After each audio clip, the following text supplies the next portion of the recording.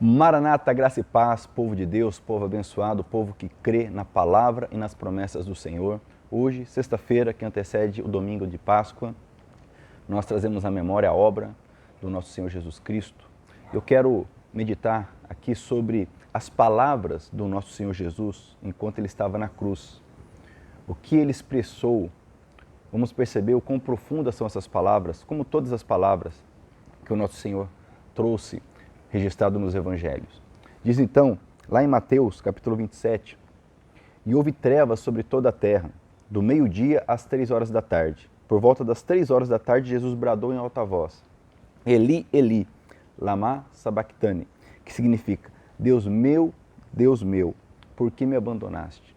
Esse brado do Senhor Jesus na cruz nos revela muita coisa.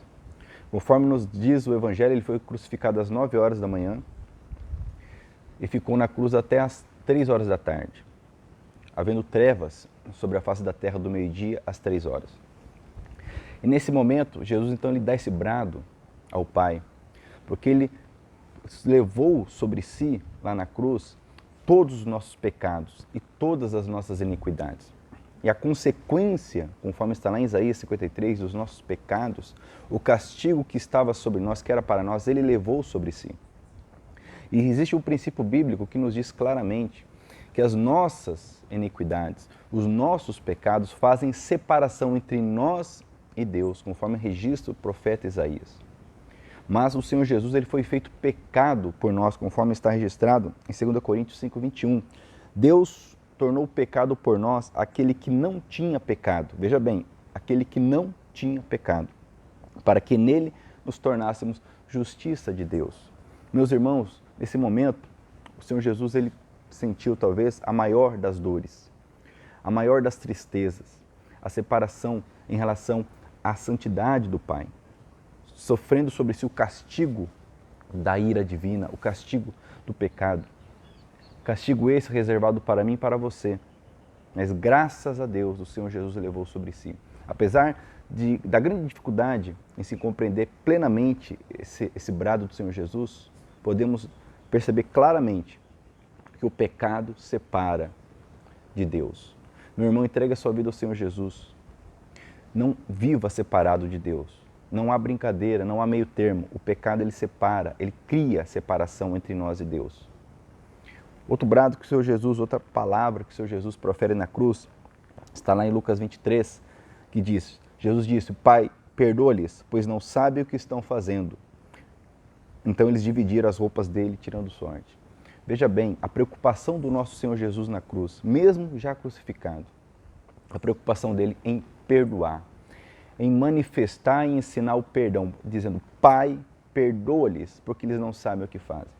Nós sabemos que o perdão é um princípio do reino, talvez um dos mais importantes, porque o Senhor Jesus ensina lá na oração do Senhor, em Mateus 6, que assim como nós perdoamos aqueles que nos ofendem, nós somos perdoados pelo Pai, porque se nós não os perdoarmos, nós não somos perdoados pelo Pai.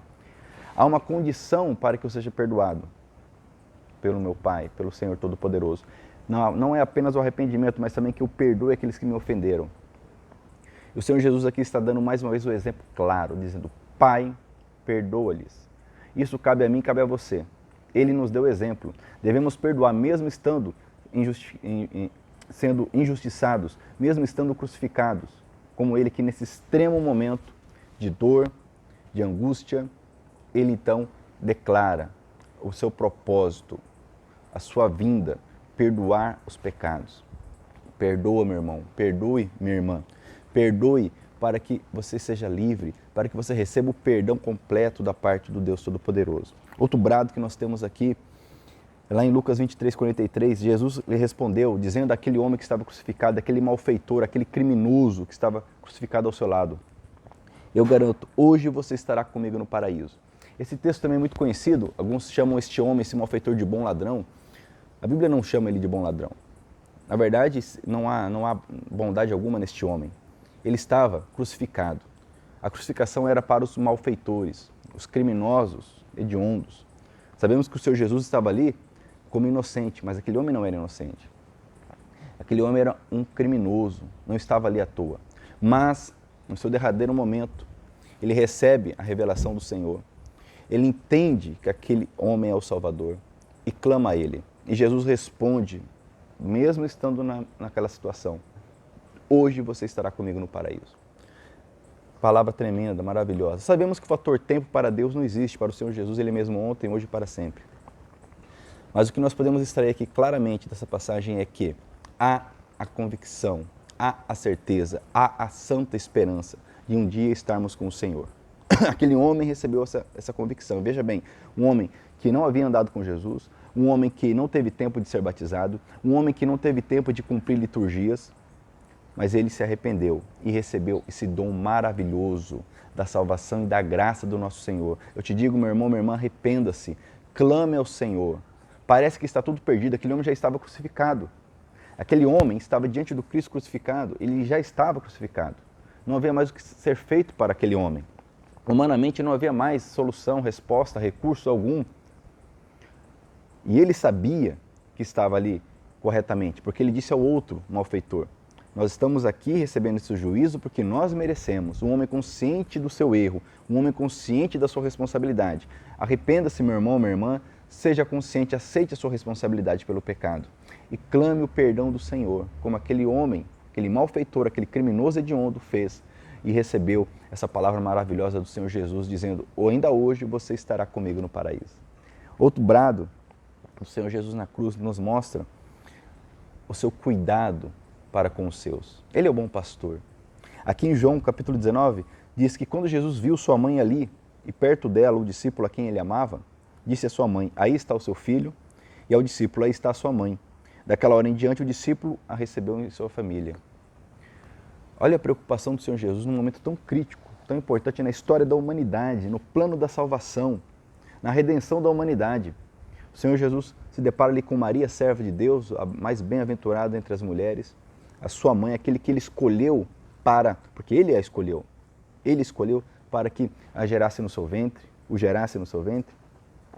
E aí ele percebe aquela mulher ali, tudo indica que José, ao longo do ministério do Senhor Jesus, já estava morto, porque ele não aparece, apesar de ser um homem piedoso, ele não aparece, tudo indica que ele já estava morto. João capítulo 7 nos diz que os irmãos do Senhor Jesus não criam nele. Então ele percebe a necessidade daquela mulher, agora que estaria desamparada, humanamente falando, de ter alguém com ela. E ele olha para o seu discípulo amado, que tudo indica que é João, o evangelista João, então dá essa ordem para que ele cuide dela, para que ela seja cuidada por ele. Perceba a preocupação, o cuidado do Senhor Jesus para com os seus. O mesmo cuidado ele tem conosco, meus irmãos. A Bíblia diz que ele cuida de nós, como bom pastor. Ele zela por nós. Ele tem ciúmes por nós. Entrega a sua vida ao Senhor Jesus, deixa Ele cuidar de você, Ele é bom pastor. O Senhor é meu pastor, não terei carência, falta de nada, diz a palavra do Senhor. Ele cuida de nós. Deixa Ele cuidar de você, porque Ele está preocupado contigo, mesmo nesse momento. Algo que poderia parecer no primeiro momento inexpressivo, desnecessário, mas Ele se preocupa com Maria. Alguém poderia dizer: mas ele, depois da ressurreição, ele poderia dar essa ordem para João. É verdade. Mas ele ali manifesta o seu amor e nos ensina sobre isso. Ainda, nós temos outras falas do Senhor Jesus que nos mostram a sua soberania, e com isso eu quero encerrar. A soberania. Entenda, meu irmão, que Jesus não foi um preso político. Jesus não foi um injustiçado que tentou trazer a paz social. Jesus é o Rei dos Reis, o Senhor dos Senhores. Aquele que se despiu da sua glória para se entregar por nós. E ele, de forma soberana, entregou a sua vida. Ninguém a tomou, ele diz: ninguém toma a minha vida, eu a entrego. Eu a entrego. Precisamos entender isso, porque muitas vezes, nesse período de Semana Santa, às vezes se coloca dessa forma, como se Jesus fosse surpreendido, ele tivesse sido preso. Não, ele se entregou. Conforme o Evangelho registra, quando vieram buscar, ele perguntou: quem vocês estão buscando? E eles falaram: Jesus. E ele disse: sou eu. E aqueles homens caíram por terra, demonstrando o poder do Senhor Jesus. Ele se entregou. E nós vemos aqui na cruz o Senhor falando de forma a demonstrar a sua soberania. Lá em Lucas 23:46 diz que Jesus bradou em alta voz: Pai, nas tuas mãos entrego o meu espírito. Tendo dito isso, expirou. Perceba que até a hora da sua morte Jesus escolheu. Como eu disse, o Evangelho registra que Jesus foi crucificado às 9 horas.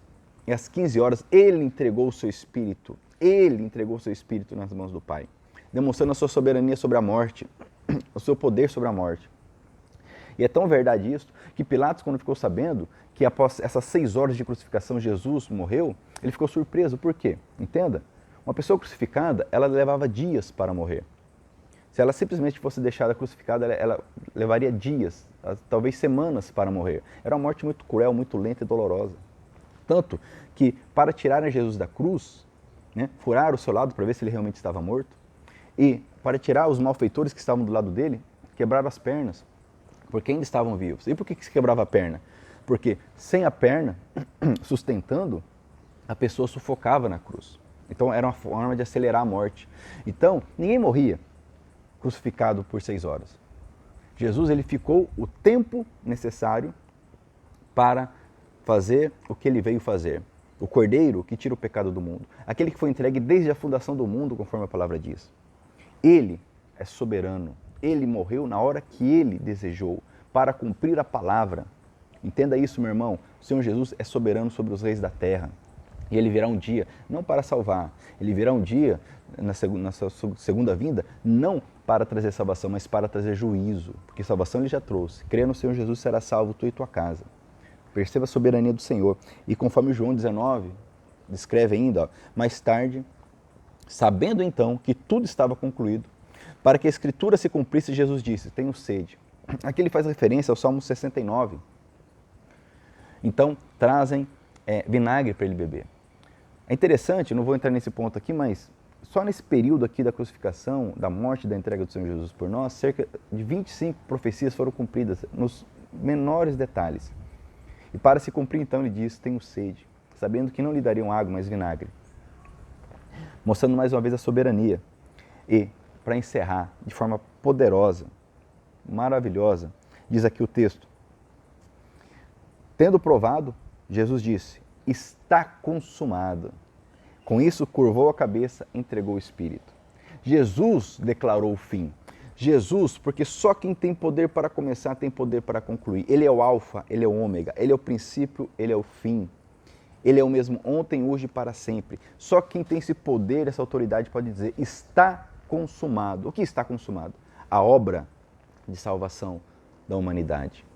A partir desse momento, com a sua ressurreição, ele se entregou e com a sua ressurreição nós podemos ressuscitar com ele. Ali ele concluiu, ele acabou a obra, se entregou como Cordeiro Pascal, como Cordeiro da Páscoa, simbolizado pela tipologia lá de Êxodo, conforme o Cordeiro era morto e o sangue colocado nas portas das casas dos judeus que foram libertos da escravidão, agora ele se entrega por nós e derrama o sangue no altar do Pai. O sangue que deveria ser o meu, o seu, ele entrega em nosso lugar. Está consumado, tetelestai, conforme está no texto grego. Ele declara, eu concluí, está consumado. E os efeitos dessa consumação, desta obra, estão se estendendo até o momento de hoje, até agora e para sempre. Meu irmão, creia na obra poderosa, perfeita do Senhor Jesus. Ele entregou a vida por nós uma única vez, sacrifício perfeito. Não há mais necessidade de sacrifícios para a salvação. Sem dúvida, nos sacrificamos para andar na luz, andar no caminho do Senhor, mas isso não tem a ver com a salvação, porque a salvação só pode ser conseguida mediante o derramamento de sangue, diz a palavra. O perdão de pecados, somente o derramamento de sangue. Esse sangue foi derramado por Cristo Jesus em nosso lugar. Creia, entregue a sua vida por Ele. Amém?